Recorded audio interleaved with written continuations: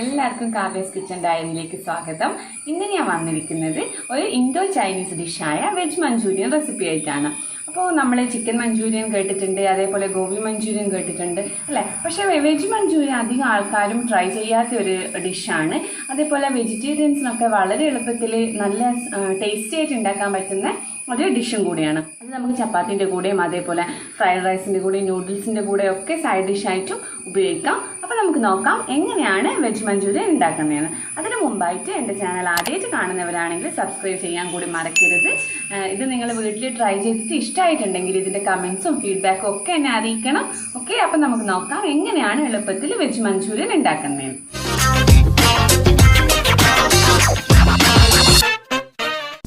Veg manchurian ഉണ്ടാക്കാൻ തുടങ്ങാം.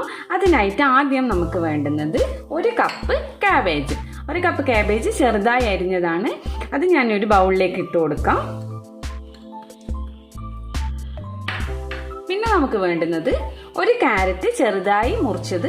ഇതിപ്പോൾ നിങ്ങൾക്ക് ഗ്രേറ്റ് ചെയ്ത് എടുക്കുകയും ചെയ്യാം, അത് പ്രശ്നമില്ല. നിങ്ങളെ താല്പര്യം അനുസരിച്ചിട്ട് എങ്ങനെ വേണമെങ്കിലും ചെയ്യാം.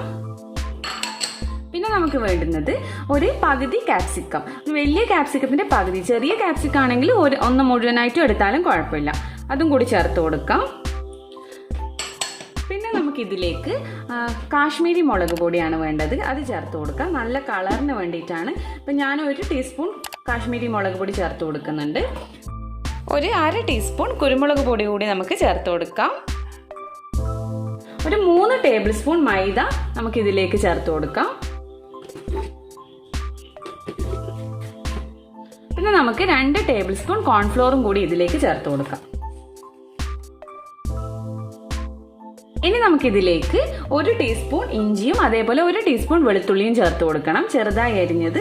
അത് നമുക്ക് അരിയുന്നില്ലെങ്കിലും കുഴപ്പമില്ല, നിങ്ങൾക്ക് പേസ്റ്റ് ആയിട്ടും യൂസ് ചെയ്യാം, അത് കുഴപ്പമില്ല. ഇനി ഇതിലേക്ക് നമുക്ക് ആവശ്യത്തിന് ഉപ്പും കൂടി ചേർത്ത് കൊടുക്കണം.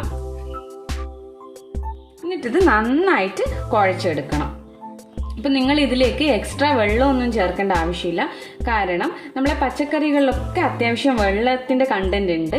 അതുകൊണ്ട് വെള്ളമൊന്നും ചേർക്കാതെ തന്നെ നമുക്കിത് നന്നായിട്ട് കുഴച്ചെടുക്കാൻ പറ്റും. ഒരു നല്ലൊരു ഡോ നമുക്കിവിടെ ഉണ്ടാക്കിയെടുക്കണം. നന്നായിട്ട് ഇങ്ങനെ കുഴച്ചെടുക്കണം. ഇത് ഒരു 3 മിനിറ്റ് നന്നായിട്ട് കുഴച്ചിട്ടുണ്ട്. കണ്ടോ, അതിപ്പോൾ ഞാനിതിൽ ഒരു എക്സ്ട്രാ വെള്ളമൊന്നും ആഡ് ചെയ്തിട്ടില്ല. നിങ്ങൾ നന്നായിട്ട് ഇങ്ങനെ കൈകൊണ്ട് മിക്സ് ചെയ്യുമ്പോൾ തന്നെ നിങ്ങൾക്കത് മനസ്സിലാവും. കണ്ടോ, ഇനി നമുക്കിത് ചെറിയ ചെറിയ ബോൾസ് ആക്കിയിട്ട് ഉരുട്ടിയെടുക്കണം. അപ്പോൾ നിങ്ങൾ താല്പര്യം അനുസരിച്ചിട്ട് ബോൾസിൻ്റെ അളവ് കൂട്ടുകയോ കുറയ്ക്കുകയോ ചെയ്യാം. ഞാനിപ്പം ചെറിയ ചെറിയ ബോൾസ് ആയിട്ടാണ് എടുക്കുന്നത്, കാരണം ഇത് നമ്മൾ എണ്ണയിലിട്ട് ഫ്രൈ ചെയ്യുമ്പോൾ ബോൾസ് ഒന്നും കൂടി ഒന്ന് വലുതാവും. അതുകൊണ്ട് ചെറിയ ബോൾസ് ആയിട്ടാണ് ഞാൻ ചെയ്യുന്നത്. അത് നിങ്ങൾ ഓരോ ആൾക്കാരെയും താല്പര്യം അനുസരിച്ചിട്ട് മാറ്റിയാൽ മതി. കണ്ടോ, ഇങ്ങനെ കൈ വെച്ചിട്ട് തന്നെ നമുക്ക് ഉരുട്ടിയെടുക്കാൻ പറ്റും. അങ്ങനെ ചെറിയ ചെറിയ ബോൾസ് ആക്കിയിട്ട് ഒരു പാത്രത്തിലേക്ക് നമുക്ക് മാറ്റി കൊടുക്കാം.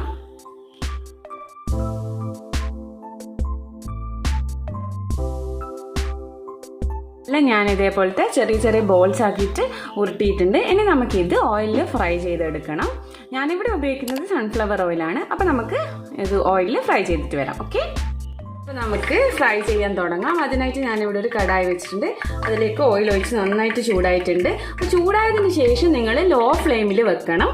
എന്നിട്ട് മാത്രമേ ഈ ബോൾസ് ഇതിലേക്ക് ഇടാൻ പാടുള്ളൂ. അല്ലെങ്കിൽ ഇട്ടപാട് തന്നെ അത് കരിഞ്ഞു പോകും, ഉള്ളിൽ വെന്തിട്ടും ഉണ്ടാവില്ല. അതെപ്പോഴും ശ്രദ്ധിക്കണം. ചൂടായി കഴിഞ്ഞിട്ട് ലോ ഫ്ലെയിമിൽ മാറ്റണം.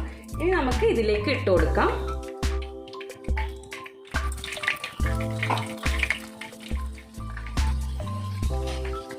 നല്ല ഗോൾഡൻ കളർ ആവുന്നവരെ ഇത് ഫ്രൈ ചെയ്യണം. ഇടയ്ക്കിടയ്ക്ക് ഒന്നിങ്ങനെ ഇളക്കി കൊടുത്താൽ മതി.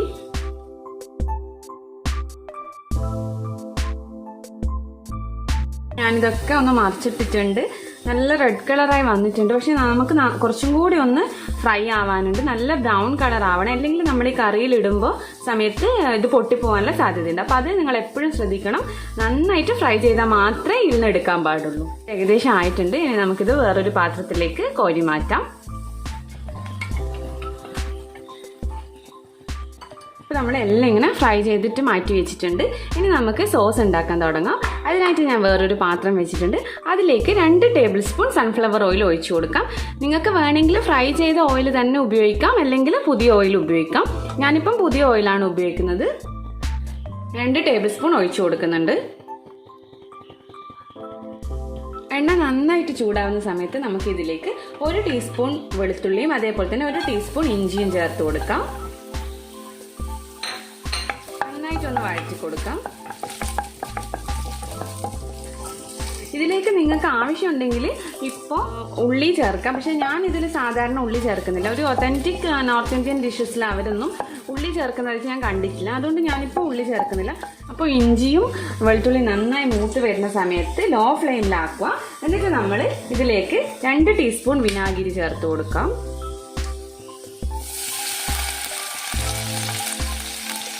ഒരുപാടായി പോകരുത്. 2 ടീസ്പൂൺ. പിന്നെ 2 teaspoon soya sauce, 3 teaspoon red chilli sauce, 2 table spoon tomato സോസും കൂടി ആഡ് ചെയ്തെടുക്കാം. നന്നായിട്ടൊന്ന് മിക്സ് ചെയ്യാം. നിങ്ങൾക്ക് നല്ല ഗ്രേവി ടൈപ്പാണ് വേണമെങ്കിൽ ഇപ്പം നമുക്ക് ഇതിലേക്ക് വെള്ളം ഒഴിക്കണം. ഞാനിപ്പോൾ നിങ്ങൾക്ക് ഗ്രേവി ടൈപ്പ് തന്നെയാണ് കാണിക്കുന്നത്. അപ്പം ഞാൻ വെള്ളത്തിൻ്റെ അളവ് പറഞ്ഞുതരാം എത്രയാണ് ഒഴിക്കേണ്ടത് എന്ന്. സോസൊക്കെ നന്നായിട്ട് മിക്സ് ആയിട്ടുണ്ട്. അപ്പോൾ ഈ സമയത്ത് നമ്മൾ ഇതിലേക്ക് ഉപ്പ് ചേർക്കണം. സോസിലൊക്കെ ഓൾറെഡി ഉപ്പുണ്ടാവും. അപ്പോൾ നോക്കിയിട്ട് മാത്രം നിങ്ങൾ ഉപ്പ് ഇതിലേക്ക് ചേർത്ത് കൊടുക്കാൻ പാടുള്ളൂ. അത്യാവശ്യത്തിന് നല്ല ഉപ്പുണ്ട്. അപ്പോൾ നമ്മൾ ഇതിലേക്ക് ഉപ്പ് ഞാനിനി ചേർക്കുന്നില്ല. അങ്ങനെ നിങ്ങൾ നോക്കിയിട്ട് മാത്രമാണ് ചേർത്ത് കൊടുക്കാൻ പാടുള്ളൂ. അപ്പോൾ ഇനി നമുക്ക് ഇതിലേക്ക് 2 ടേബിൾ സ്പൂൺ കോൺഫ്ലോർ 1/2 ഗ്ലാസ് വെള്ളത്തിൽ കലക്കിയിട്ട് ഒഴിച്ചു കൊടുക്കണം. ഈ ഗ്രേവി നല്ല തിക്കാവാൻ വേണ്ടിയിട്ടാണ്. അത് നമുക്കിപ്പം ചെയ്യാം. ഇനി നമുക്കിതിലേക്ക് വെള്ളം ഒഴിച്ചു കൊടുക്കണം. ഇപ്പോൾ 1 ഗ്ലാസ് ഒഴിച്ചിട്ടുണ്ട്. ഇനി ഗ്രേവി തിക്കാവുന്നതിനനുസരിച്ചിട്ട് ഒഴിച്ചു കൊടുക്കാം. 1/2 ഗ്ലാസോ നോക്കിയിട്ട്. ഈ സമയത്ത് നമുക്ക് ഇതിലേക്ക് അല്പം പഞ്ചസാര കൂടി ചേർത്ത് കൊടുക്കണം. ഒരു നുള്ളി ചേർത്താൽ മതി.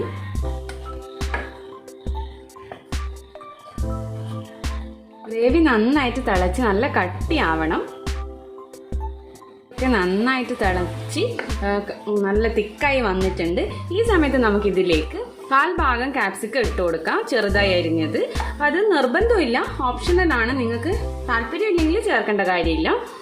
ഇനി നമുക്ക് ഫ്രൈ ചെയ്ത് വെച്ച മഞ്ചൂരിയൻ ബോൾസും ഇതിലേക്ക് ഇട്ട് കൊടുക്കാം.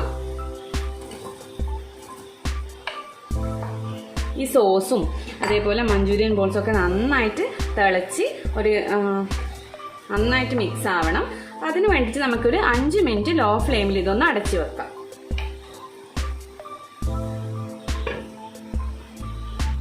മിനിറ്റ് ആയിട്ടുണ്ട്.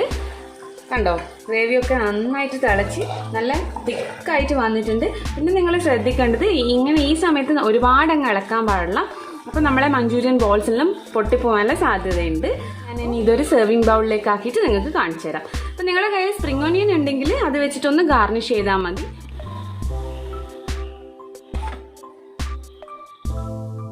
വെജ് മഞ്ചൂരിയൻ ഇവിടെ റെഡി ആയിട്ടുണ്ട്. ഇത് ഞാൻ ഗ്രേവി ടൈപ്പാണ് ചെയ്തത്. ഫ്രൈഡ് റൈസിൻ്റെ കൂടെയും നൂഡിൽസിൻ്റെ കൂടെ ഒക്കെ സൈഡ് ഡിഷ് ആയിട്ടും കഴിക്കാൻ പറ്റും.